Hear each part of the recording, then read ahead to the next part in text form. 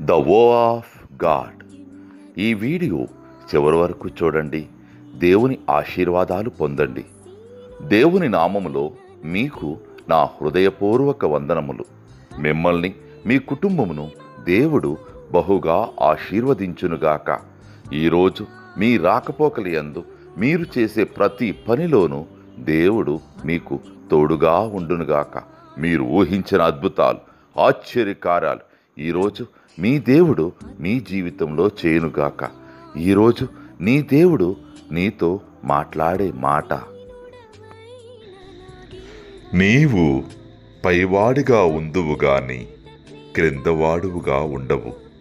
ద్వితీయోపదేశ కాండము 28వ అధ్యాయము 14వ వచనం. You will always be at the top, never at the bottom.